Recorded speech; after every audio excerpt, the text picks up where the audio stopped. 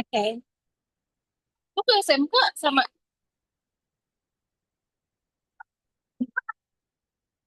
Selamat siang semua.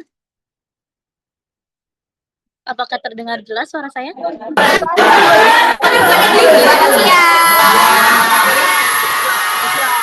Ya, ini Siang. Oke, pertama panjang pada Allah Subhanahu wa taala karena telah memberikan rahmat kesehatan dan keselamatan sehingga kita dapat berkumpul di seminar hari ini. Adapun topik yang akan kami bahas dalam seminar siang ini adalah From ID to Indonesia, menciptakan bisnis inovatif yang menghasilkan ke negeri. satu lagi suara. Itu udah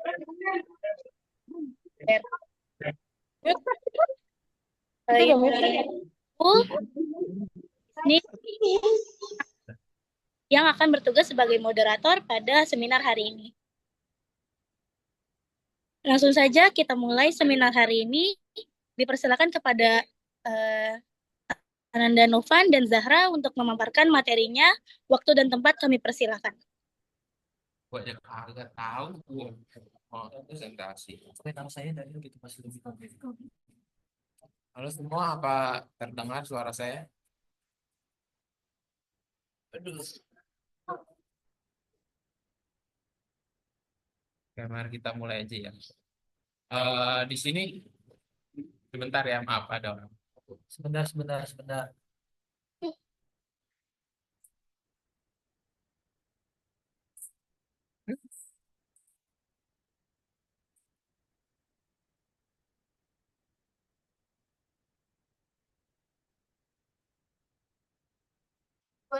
Sebelumnya perkenalkan ini dari tim kami yang akan presentasi. Bisa dilihat nama-namanya ya. Sini, mereka bisa lihat sendiri. Ini udah kedengeran kan suaranya? Tapi kayak lu jangan ini lu Ah, kedengeran. Kedengeran, oke, makasih. kurang Sebelumnya aku mau Kak. nanya, dari kalian udah ada yang pernah punya ide bisnis belum sih? Dari kalian di sini-sini. Boleh kalau ada yang pernah punya, angkat tangan mungkin, nyalain mikrofon. next step, next step. Itu nggak bisa lihat teman. Lu nggak bisa lihat muka lu sendiri gitu ya. Kayak nggak ada ya, belum. Jadi bingung kan sendiri. Ya kenceng ngomong. Iya, lu jangan ngomong. Ini gue udah kecilin ini dan udah masuk lagi. Mungkin ada, tapi pada nggak berani ya open mic. Jadi kita lanjut slide selanjutnya. Ada fakta menarik nih, 7 dari 10 anak itu punya ide bisnis. Tapi yang terrealisasi itu hanya 3. Ada yang tahu nggak kenapa? Nah, Apa tuh Kak? alasan yang pertama tuh tidak mengetahui mulai dari mana atau takut untuk memulai gitu. Jadi yang kedua ada kurang strategi dan arah yang jelas. Jadi banyak anak-anak tuh yang punya ide bisnis, tapi nggak ngerti gitu cara merencanainnya, gimana tuh realisasiinnya. Jadi saran saya mulai dulu dari bisnis kecil aja. Kalian misalnya masak apa gitu, masak gorengan, kalian bisa jual di sekolah-sekolah kalian, di kelas, ke teman-teman kalian. Selanjutnya, bagaimana agar ide kecil kamu bisa jadi income yang stabil? Nah, setiap orang pasti punya ide bisnis yang baik dari pengalaman pribadi atau melihat peluang dari kalian-kalian yang kalian punya sendiri. Untuk mewujudkan ide tersebut, kalian pasti butuh keberanian, butuh rencana yang strategis, karena tanpa rencana yang strategis tuh ide bisnis hanyalah apa ya, nggak akan terrealisasi gitu. Kalian bisa lihat-lihat dari tren yang sekarang yang ada, kayak misalnya apa ya, apa, Kenapa? Kenapa? Jualan. iya, apa ya, yang lagi rame, kayak Sepuluh. tuh dari teman saya dari brownies, dari kecil-kecil aja. Kalau kalian bisa, tuh kalian bisa mulai. berjualan di sekolah gitu ke teman-teman, tawarin aja ke teman-teman, bilang gue buat nih brownies, kalian mau beli nggak, cobain lah, hitung-hitung dukung teman gitu. Tuh, di bawah nih ada tulisan membangun bisnis bukan lagi soal punya modal atau tidak, tetapi soal kemauan yang untuk belajar, mencoba dan terus beradaptasi.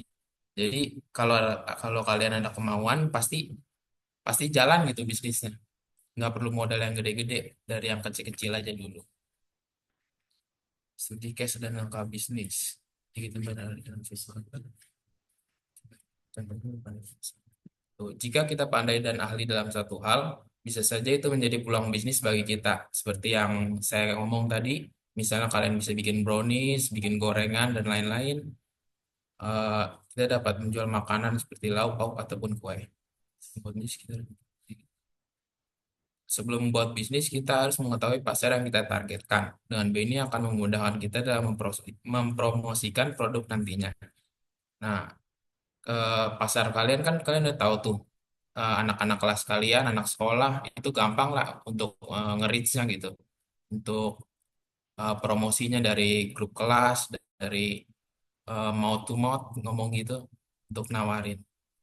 Selanjutnya bisa dilanjutkan oleh teman saya. Oke, slide selanjutnya akan dipresentasikan oleh saya, Novandika Anantawafi.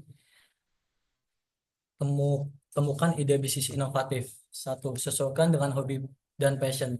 Maksud dari poin pertama ini adalah ketika kita ingin menemukan suatu ide maupun bisnis yang kreativitas dan inovasi, kita harus menentukan apa sih intelektual yang ada pada diri kita. Salah satunya dengan strategi inside out. Maksud dari strategi inside out ini adalah pendekatan dalam perencanaan bisnis dan pengambilan keputusan yang dimulai dari apa yang dimiliki dan dikuasai oleh diri kita sendiri.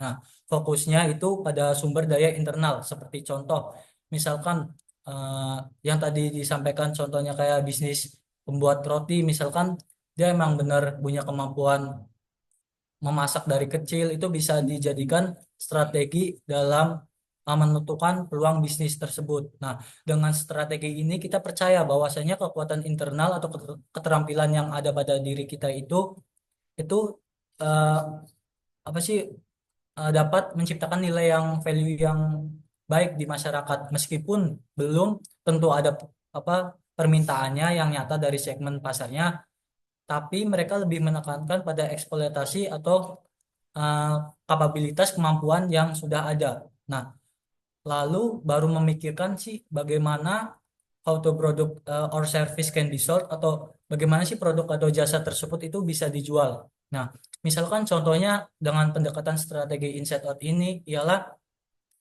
misalkan mahasiswa SA unggul jurusan teknik itu dia memiliki kemampuan dalam bidang teknik dan dia suka dengan hal-hal yang berbau misalnya teknik itu. Dia punya alat-alat yang lengkap di rumahnya misalkan, terus dia membuka kayak bengkel di rumahnya dan dia tidak memiliki apakah di sekitar rumahnya ada permintaannya atau tidak. Yang penting dia punya keahlian dan alatnya. Nah, ini adalah salah satu strategi inside out uh, karena dia mengandalkan apa yang dia kemampuan yang punya pada dirinya. Nah, baru menawarkan jasanya itu kepada masyarakat. Nah, tapi dalam pendekatan strategi ini itu memiliki kekuatan atau kelemahannya masing-masing. Nah, kelebihan atau kekuatan strategi inside out ini ialah efisiensi daya. Strategi ini menggunakan apa yang sudah dimiliki oleh kita sendiri. Misalkan yang telah disebutkan tadi di atas, misalnya pandai memasak, pandai tentang berbau teknik atau apapun, itu tidak perlu memulai dari nol lagi. Soalnya sudah tidak maksudnya sudah familiar dengan hal-hal begitu, maka biaya tenaga waktu itu lebih efisien. Nah, sedangkan eh, kelebihan strategi kedua ini ialah keahlian dan kualitas kerjanya, karena usaha dimulai dari kompetisi diri kita yang kita miliki, maka kualitas kerjanya itu lebih baik dan profesional. Strategi ini sangat cocok bagi orang-orang yang sudah ada ahli dalam bidang tertentu. Contohnya nih, seorang saya kan dan kawan-kawan saya dari jurusan Fakultas Ekonomi Bisnis jurusan akuntansi. Misalkan seorang mahasiswa akuntansi di SA Unggul yang sudah misalkan dari SMA ke atau maupun SMK akuntansi ke terus lanjut ke studi jenjang S1 akuntansi di universitas pasti sudah bertahun-tahun apa mempunyai keahlian dalam bidang keuangan akuntansi maupun laporan keuangan.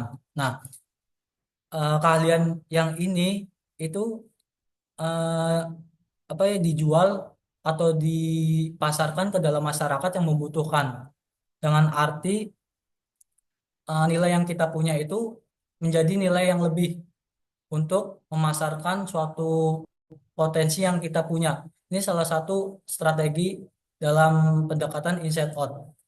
Nah, terus kelemahan dari strategi inside out ini ialah adanya tidak fleksibel terhadap perubahan pasar atau pelaku strategi inside out ini itu kadang terlalu terpaku pada keahliannya sehingga sulit untuk menyesuaikan diri ketika pasar berubah atau muncul tren baru. Kita kan tahu semakin berkembangnya waktu maupun zaman pasti tren-tren yang ada di sekitar kita itu pasti sering berubah dan saling berganti. Maka dari itu, ketika kita menggunakan strategi inside out, pasti kita akan stagnan. Artinya, jika terlalu percaya diri dengan cara lama, pelaku usaha ini bisa enggan berinovasi dan akhirnya tertinggal. Nah, terus kelemahan kedua itu adalah kurang memahami kebutuhan konsumen. Artinya karena produknya lahir dari sudut pandang pembuat, maksudnya dari keahlian yang cuma kita bisa, maka dari keinginan pelanggan itu belum tentu terpenuhi. Bisa saja produk yang kita tawarkan itu tidak sesuai dengan permintaan pasar.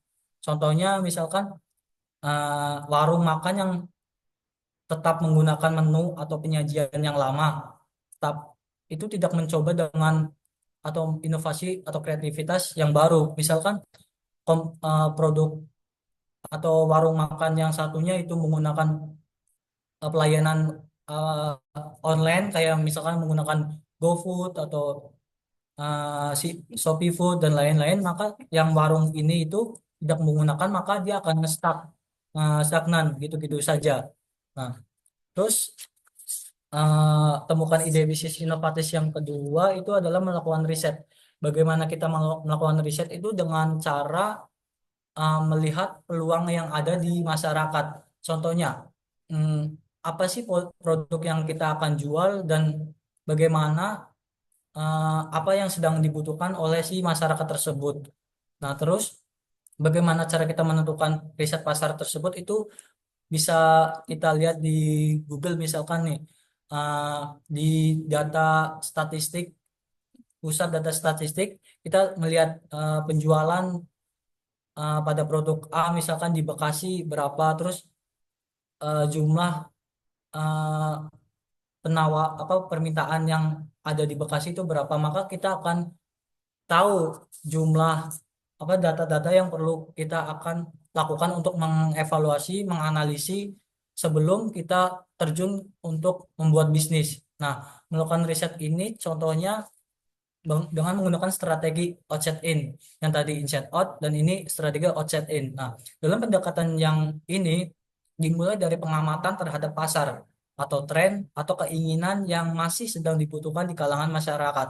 Contohnya, misalkan seorang mahasiswa Fakultas FEB dari SA Unggul melihat tren minuman boba yang sedang ramai di media sosial. Nah, lalu ia membuka bisnis minuman boba tersebut di lingkungan kampusnya atau lingkungan rumahnya. Meskipun dia belum pernah membuat minuman itu sebelumnya, dia belajar dari internet dan membeli perlengkapan yang dia perlukan. Ini yang disebut sebagai strategi outside in karena dia belum dia berawal dari melihat kebutuhan pasar dulu luar terus dimasukkan ke dalam. Artinya lalu dia menyesuaikan diri sebelum dia mempasarkan produk atau membuat ide tersebut ke pasar. Nah, kelebihan dari strategi outside in ini ialah satu, sangat berorientasi pada kebutuhan konsumen produk atau jasa yang dibuat berdasarkan apa yang diinginkan oleh pasar, bukan hanya berdasarkan kemampuan sendiri. Hal ini memungkinkan produk itu diterima oleh kalangan masyarakat. Nah, contohnya nih, toko sembako mulai menggunakan WhatsApp atau Shopee untuk menerima pesanan karena melihat dari sudut pandang pelanggan, sekarang itu lebih suka belanja dari rumah. Nah, terus kelebihan kedua ialah mendorong inovasi terus-menerus karena pelaku yang menggunakan strategi ini itu harus terus meneliti pasar, meriset pasar agar tetap relevan. Maka usaha tersebut itu tidak stagnan. Nah, terus terus dari kelemahan dari strategi offsetting ini adalah eh, kelemahan dari strategi offsetting ini ialah membutuhkan riset pasar yang terus terus menerus atau mendalam. Nah, terus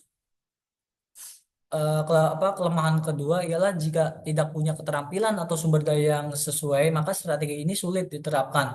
Contohnya, seseorang tahu tren, misalnya kopi, kopi yang sedang naik daun sekarang, tapi dia tidak punya alat espressonya. Nah, dan dia tidak bisa meracik kopi, maka dia tidak bisa menerapkan strategi ini. Terus kelemahan ketiga ialah tingkat persaingan yang tinggi karena pelaku usaha itu mengejar tren usaha yang sama. Nah, idealnya idealnya bagaimana? Idealnya pelaku usaha itu bisa menggabungkan antara kedua strategi tersebut dengan tetap memperhatikan kebutuhan pasar outside in. Dengan begitu bisnis bisa kuat uh, dalam beberapa tahun atau maksudnya kayak relevan gitu, terus mengikuti perkembangan zaman. Nah, terus temukan ide bisnis inovatif inovatif poin ketiga ialah mengamati tren regional dan nasional.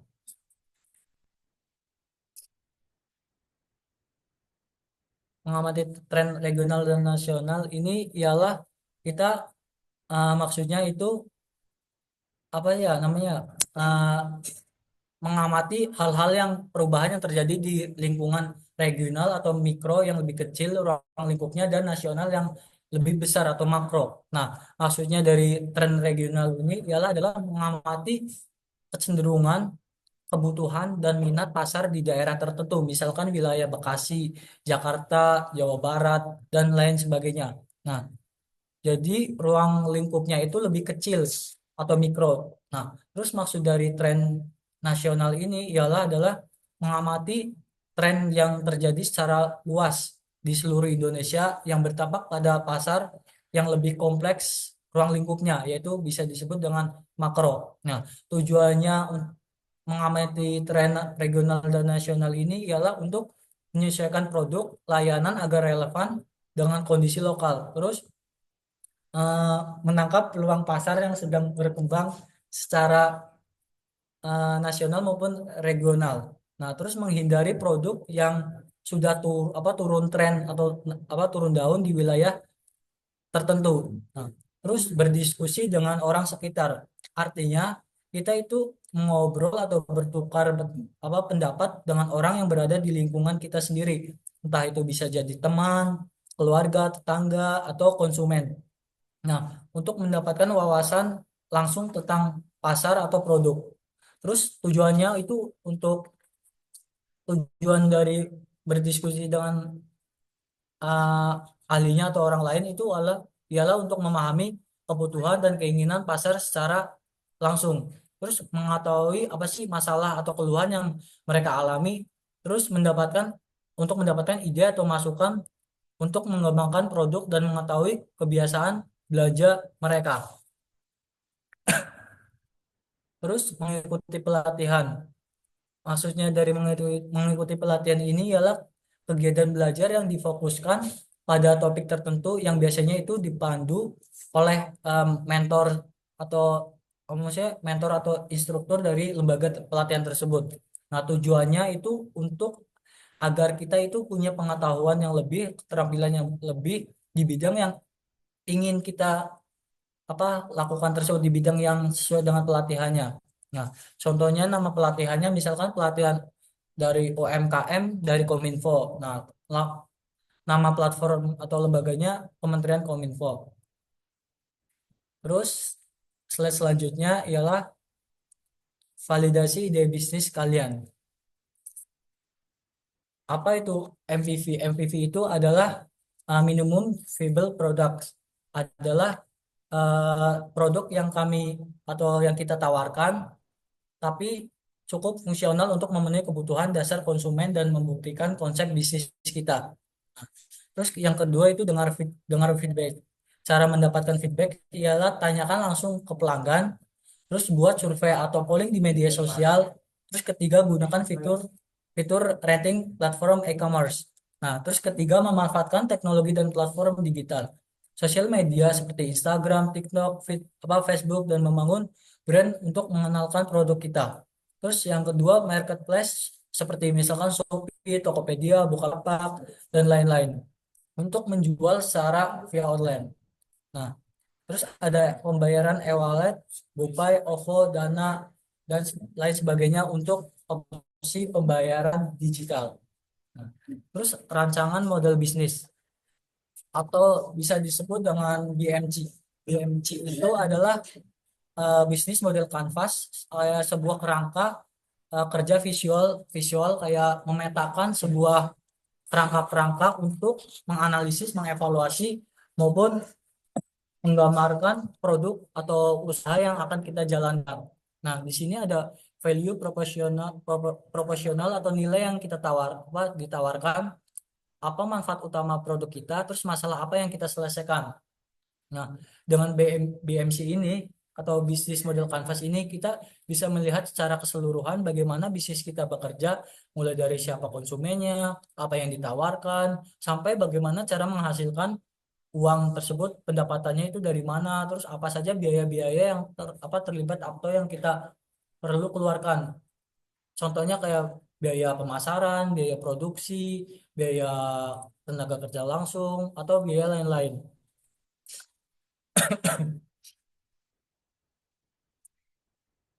Di sini ada 9, uh, kalau BMC itu kan biasanya 9 kunci, tapi di sini cuma ada beberapa doang atau uh, ada 6.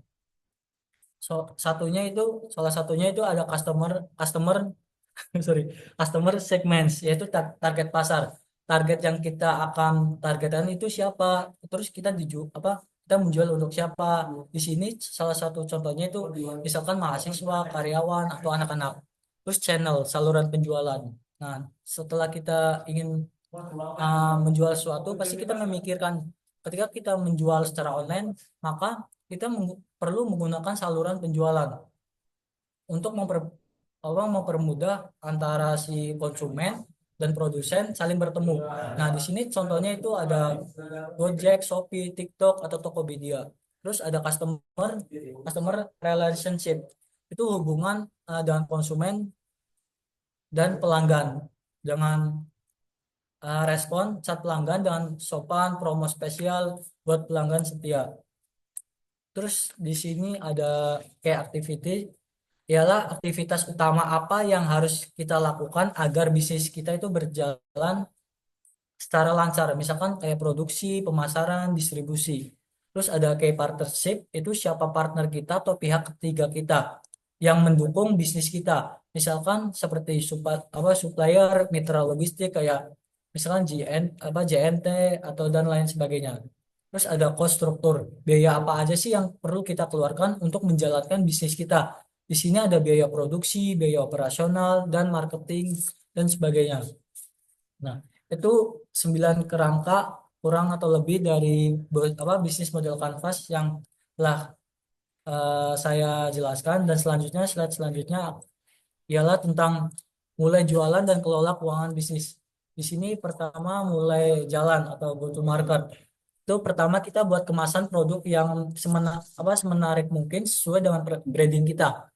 Terus kedua tentukan harga jual, hitung harga pokok penjualan, sama ditambah margin atau keuntungan yang kita inginkan untuk menutupi biaya-biaya yang kita perlukan untuk menghasilkan produk tersebut.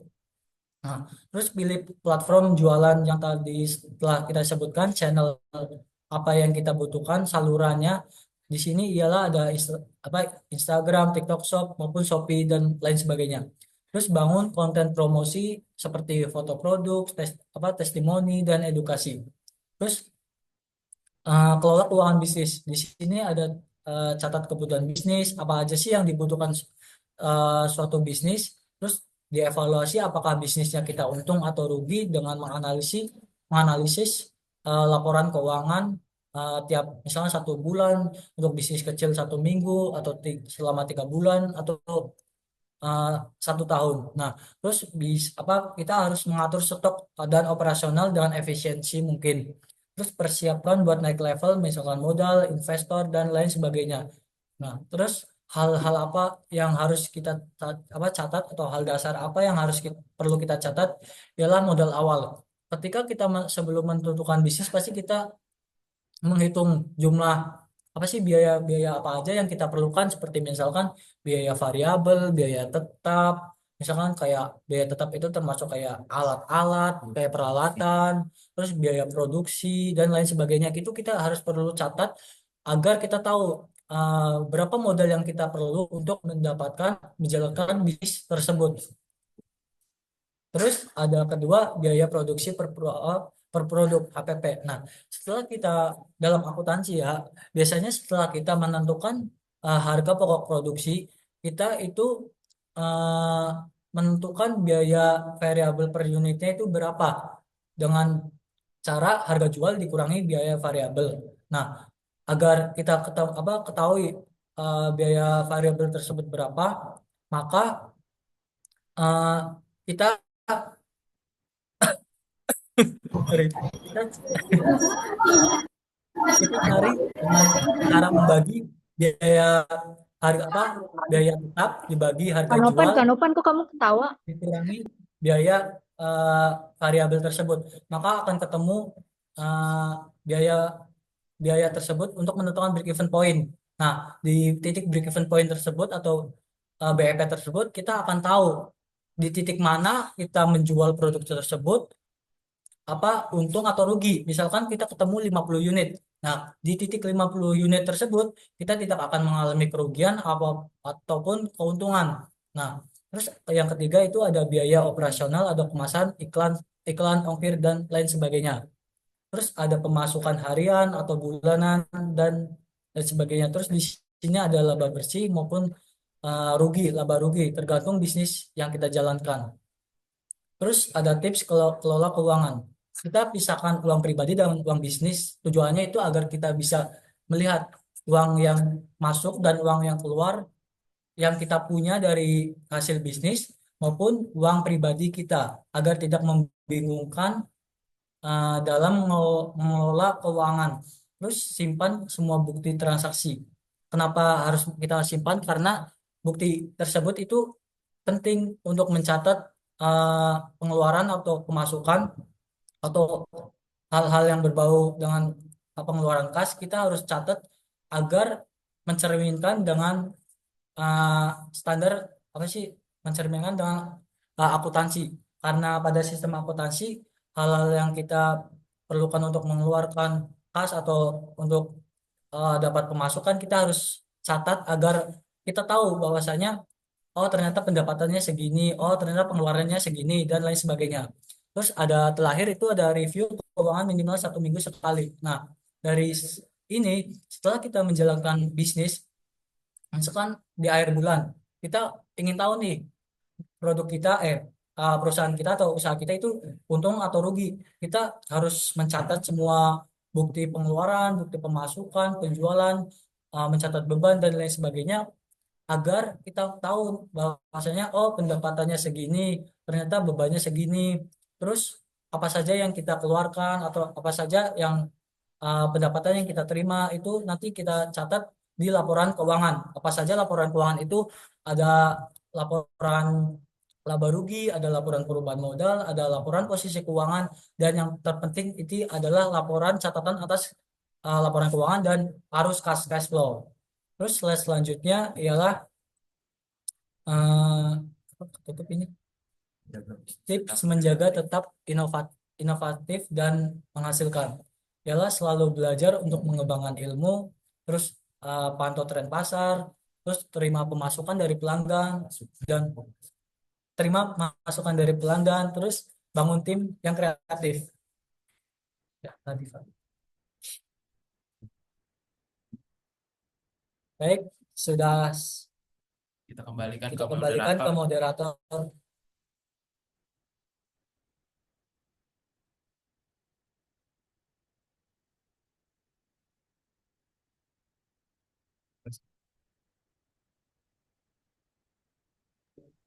Oke, baik. Terima kasih untuk Daniel dan Novan sudah atas pemaparan materi yang sebelumnya.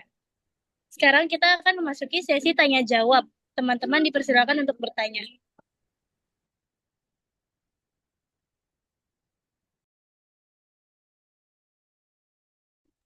Mau nanya. Ya, boleh sebut nama.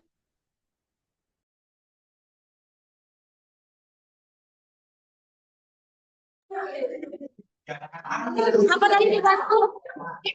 Sabar, sabar.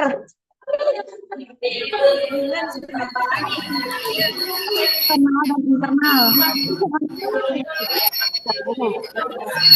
Pak, yang lain main, Pak. Kenapa harus mic dulu yang lain. Dulu. Kak, kenapa? Jangan berisik dulu, guys. Kak, kenapa dalam mau bangun dunia bisnis itu kita harus mengetahui faktor eksternal sama internal perusahaan?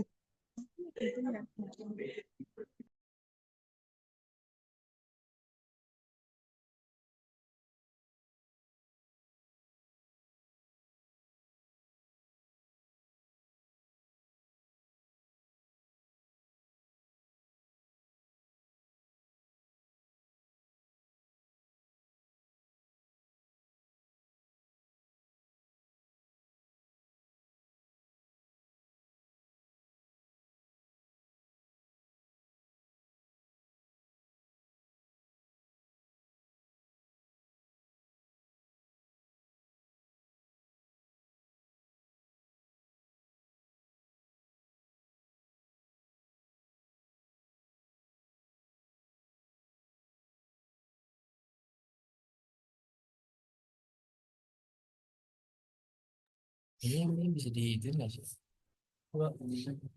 Benar nggak sih? Lu ngambil apa? Enggak. Kalau dipakai bang, analisis SWOT itu internal. Dua-duanya. Sebentar ya. Oke, boleh yang mau nanya lagi sebutkan nama dan pertanyaannya.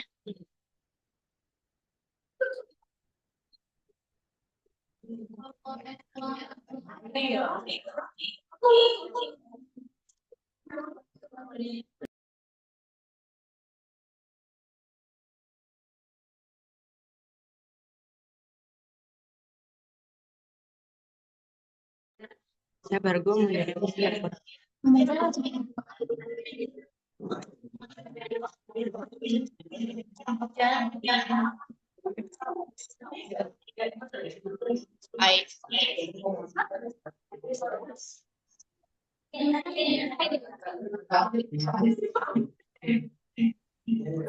Oke, tadi Boleh sebutkan nama dan pertanyaannya. ya.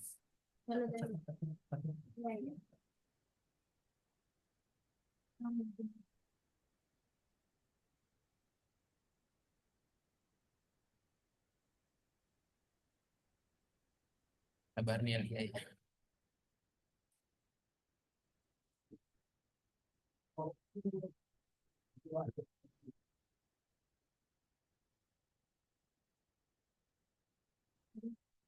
Boleh tadi yang mau nanya?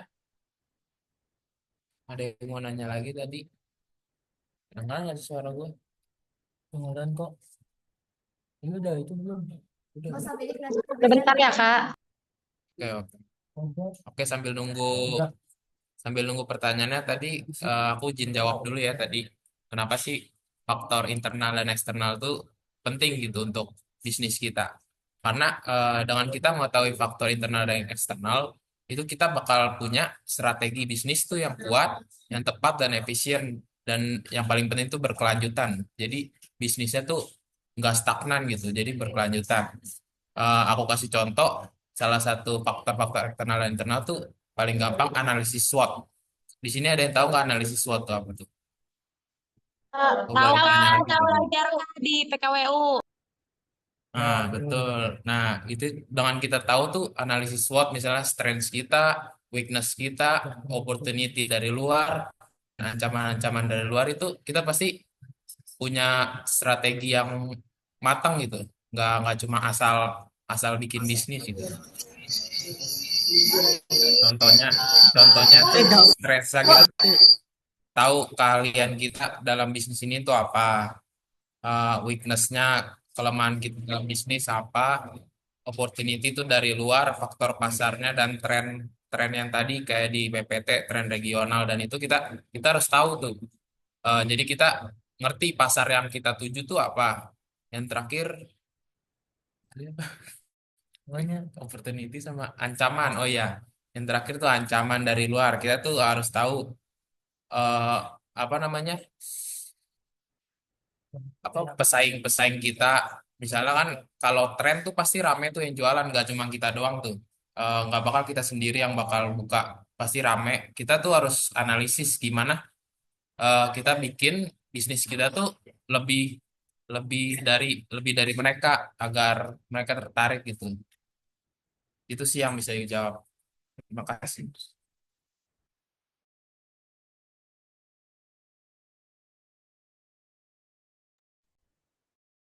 Apakah sudah terjawab? Udah Kak, terima kasih banyak Kak. Sama, ada lagi yang ingin bertanya? Silakan sebutkan nama dan pertanyaannya.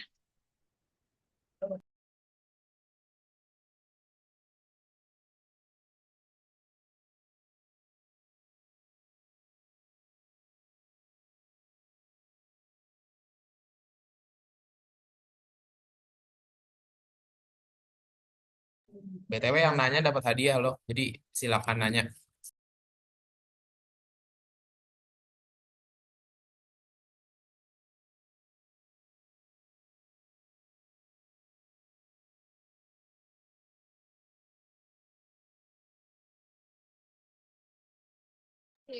Ayo jangan malu-malu, mumpung ada kakak-kakaknya nih yang bisa bantu rasa penasaran kalian. Kalau misalkan mau buka bisnis kayak gimana, bisa dijelasin. Jangan malu-malu. Terus buat yang nanya juga ada hadiah dari kita. Nanya dari luar PPT juga nggak apa-apa kok. Yang penting tentang akuntansi gitu. Bisnis lah, Ya, yang penting tentang akuntansi. bisnis dan akuntansi gitu. Kita mungkin bisa bantu jawab.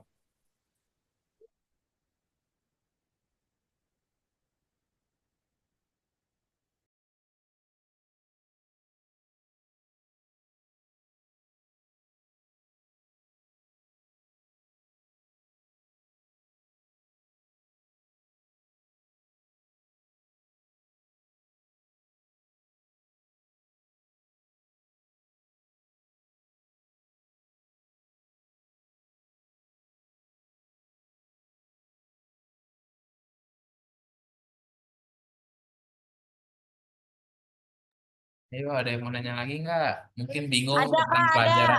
pelajaran di sekolah gitu. Boleh sebut nama sama pertanyaannya ya.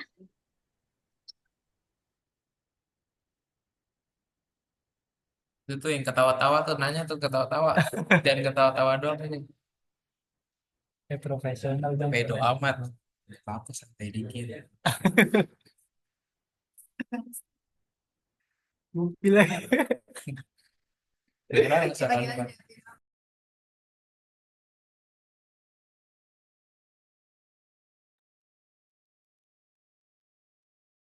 Atau gantian, kasih pertanyaan. Yang bisa jawab dapat hadiah.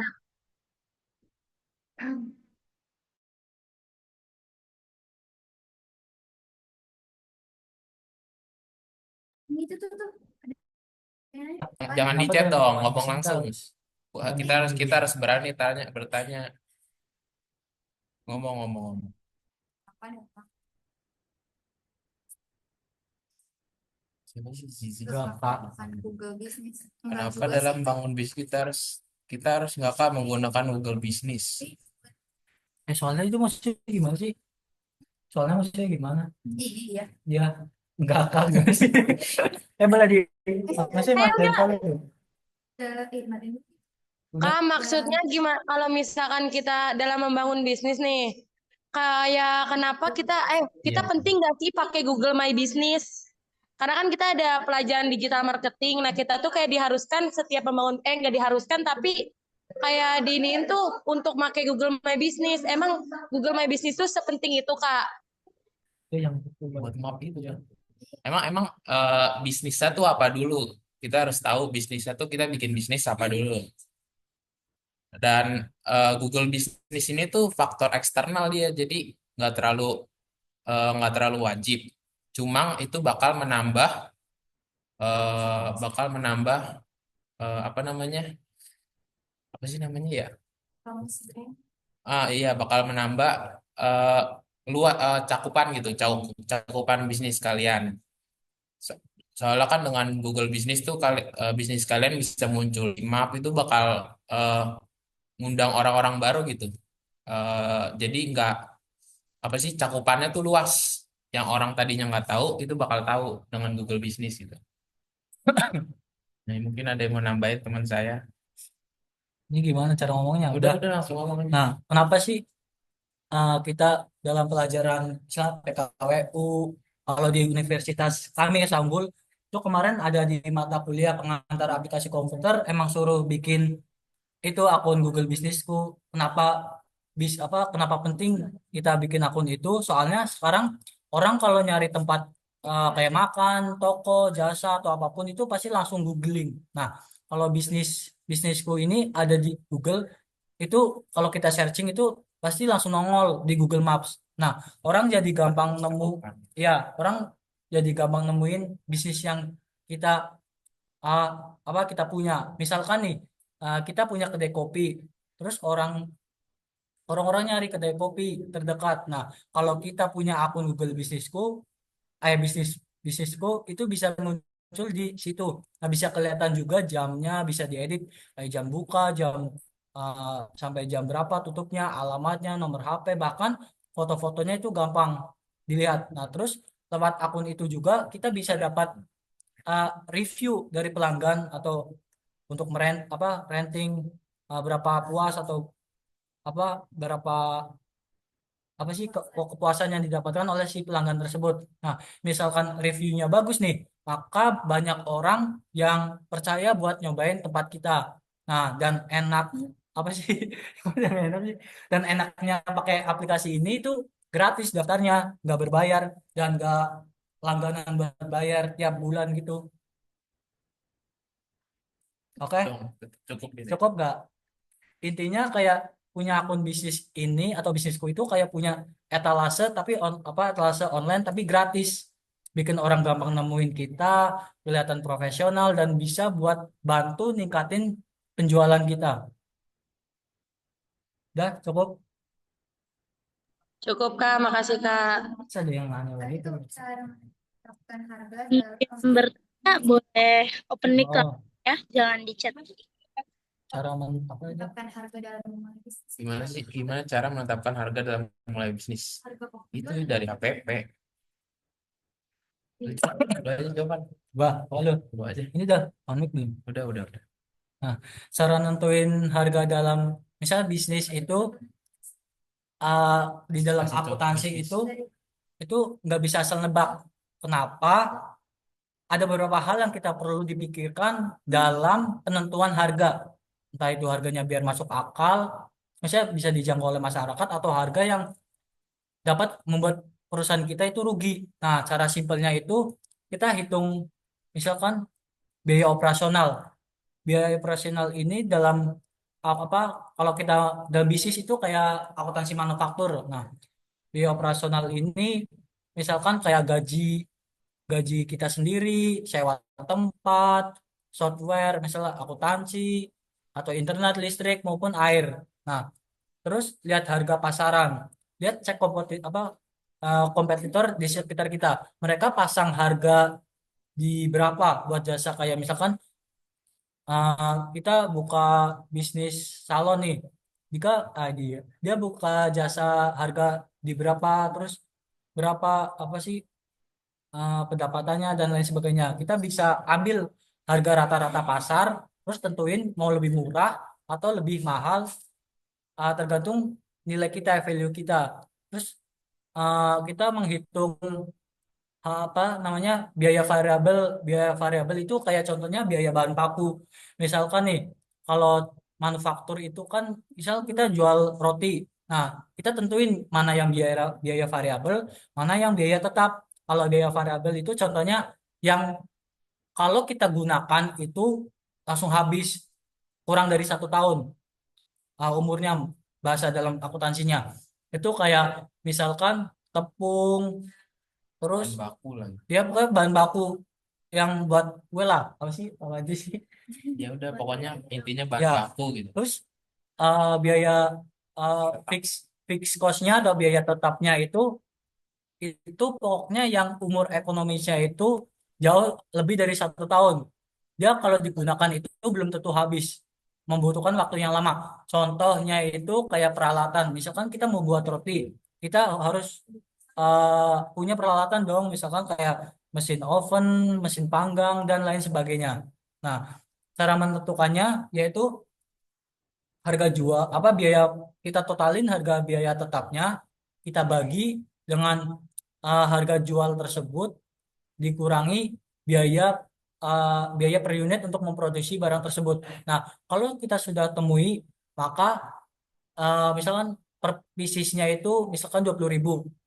Nah, terus untuk menentukan harga jualnya, maka kita nggak mungkin dong jual dengan harga 20.000 karena 20.000 itu harga untuk biaya-biaya untuk 1 unit produksi. Nah, agar mendapatkan keuntungan, maka kita harus menjual ditambahin dengan uh, margin keuntungan yang kita penginkan. Misalkan kita ingin menambahkan keuntungan 5%, berarti misalnya 20 dikali 5%, maka berapa itu ditotalin. Nah, agar itu berarti harga jualnya itu 25.000. Nah, di titik 25.000 maka kita akan mendapatkan keuntungan. Jika kita menjual di bawah harga 20.000 maka kita pasti akan rugi karena di bawah biaya untuk mendapatkan satu produk tersebut, untuk membuat produk tersebut. Terus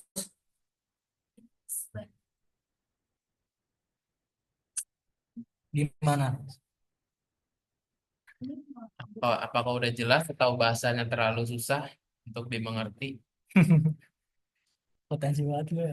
Lu bukan gitu karena bahasanya tuh susah banget. Ini akuntansi kan? Hmm. Masih soal akuntansi.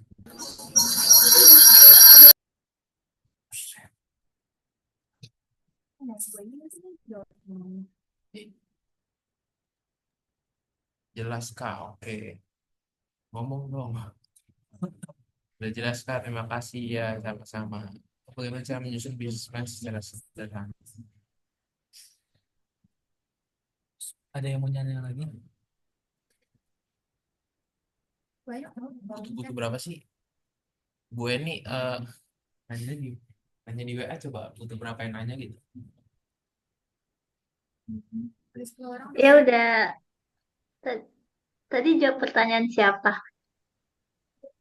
Eh, Sevira ya. Ada 4 nih yang tanya. Sevira, Jaslin, Umi, dan Kesha. Atau siapa nih yang bertanya? Yang bertanya saya Pira, Kak. Kira. Oke.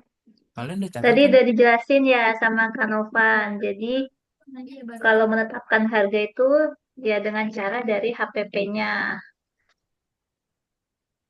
Tentunya kalau menetapkan harga itu ya harus apa? melebihi ya daripada harga bahan baku dan harga produksinya supaya tetap dapat menghasilkan keuntungan. Tuh ya. Oke, lanjut lagi ke siapa nih berikutnya? Zalfa. Ini Zalfa dan Vidya, siapa nih yang bertanya? Yang bertanya Zalpa, Kak. Belum. Gimana cara ngebangun tim yang selalu kreatif? Gimana cara ngebangun tim yang selalu kreatif? Weni mau jawab, Weni. Coba yang lain siapa nih? Nurul coba sama Alda. Ngebangun tim yang selalu kreatif. Tentunya harus ini ya apa bisa memiliki ide bisnis yang kreatif, terus mengikuti pelatihan, workshop, ya, terus kemudian update menggunakan teknologi,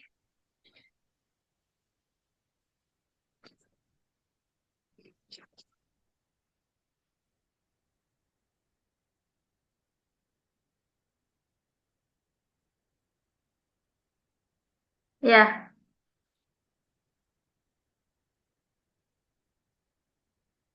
Tentunya kalau misalnya nggak punya anggota tim yang kreatif, tentu bisnis juga berjalan mungkin tidak apa ya, tidak berkelanjutan gitu ya, tidak berkesinambungan gitu. Jadi diusahakan cari teman itu yang punya inovasi, bisa menciptakan produk baru yang unik ya, yang beda dari pesaing gitu. Biasanya sih dari merek ya. Kalau bisa menciptakan merek yang menarik, yang unik, tentunya itu mudah diingat sama pelanggan gitu. Contohnya apa ya? Merek yang unik nih, yang lagi tren apa?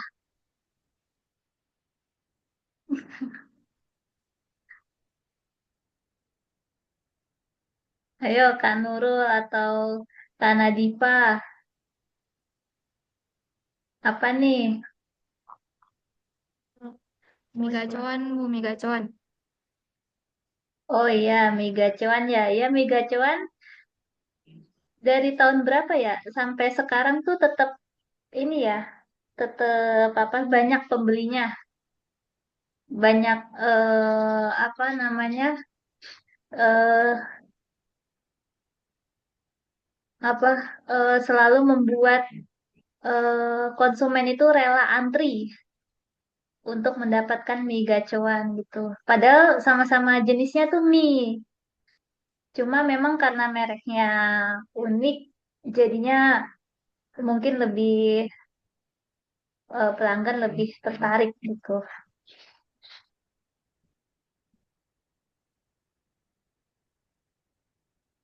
Gimana Kak? Siapa? Zalfa.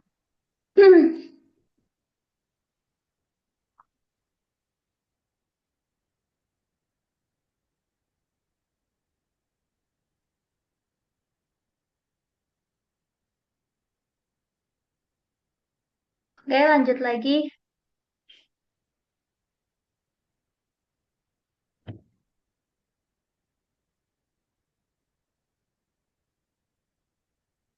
dari siapa nih? Umi. Bagaimana cara menyusun bisnis plan secara sederhana?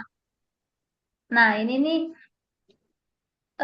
Kak Novan sama Kak Daniel atau Kak Nurul ini udah pernah ini belum membuat bisnis plan mata kuliah kewirausahaan?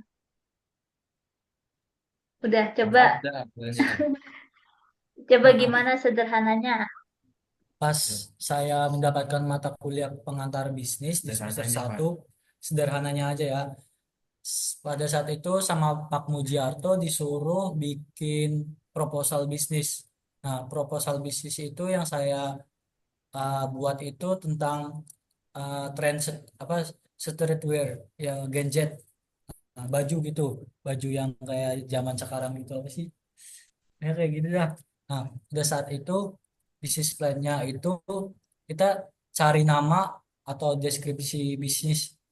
Apa saya dan teman-teman saya itu jelasin kita jual apa, misal jasa atau kita membuat baju tersebut, berarti kita tergolong kategori perusahaan apa usaha manufaktur. Nah, terus kita cari kayak menghitung biaya-biaya yang kita perlu seperti tadi yang sudah disebut apa sebutkan kayak biaya variabel, apa biaya fixed cost, terus cara menentukan break even point, terus di titik apa cara menentukan payback period di tahun berapa eh, modal-modal itu akan balik.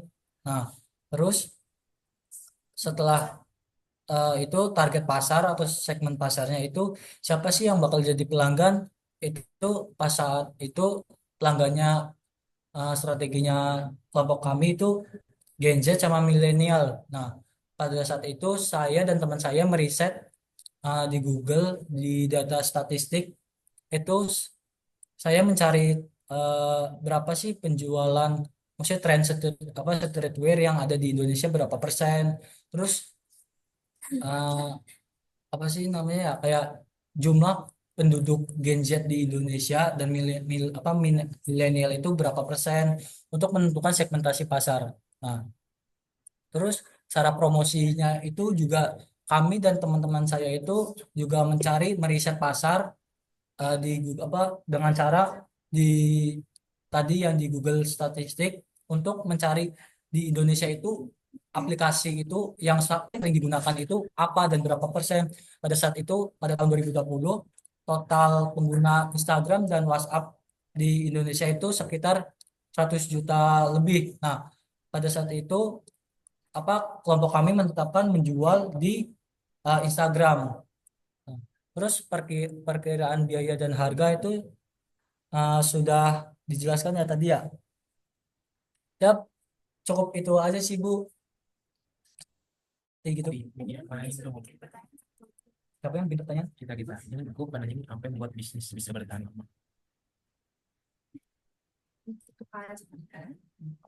Tutup aja nggak jadi bikin pertanyaan.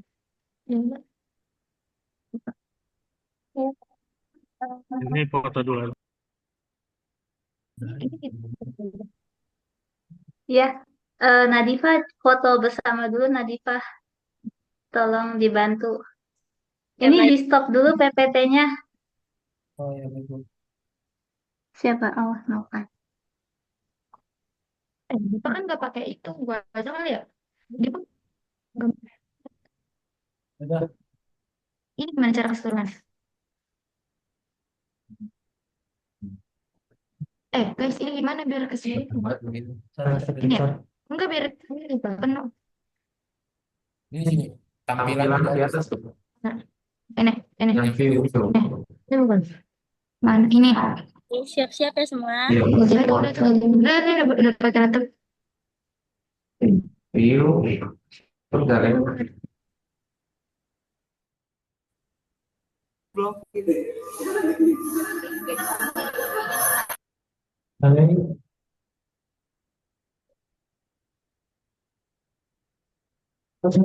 Dipa.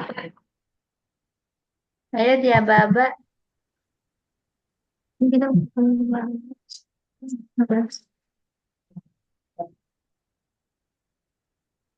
Nah, itu ada Dipa. Dah. foto aja muncul semua nih. Yang cowok-cowok. Dipa.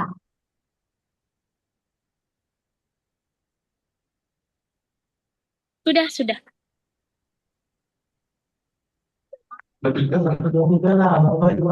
Iya, ulang nih Pak.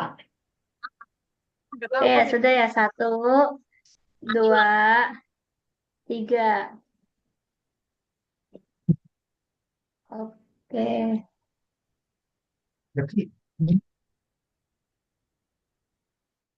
Nggak enak kenapa tebalnya.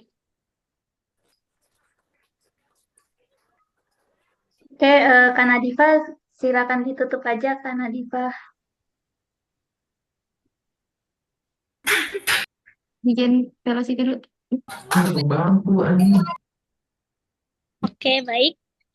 Inilah akhir dari seminar kami yang bertema From ID to Income, cara menciptakan bisnis inovatif yang menghasilkan bagi pembisnis di SMK Negeri 3 Kota Bekasi.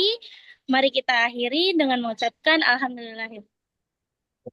Alhamdulillah. Terima kasih untuk teman-teman yang sudah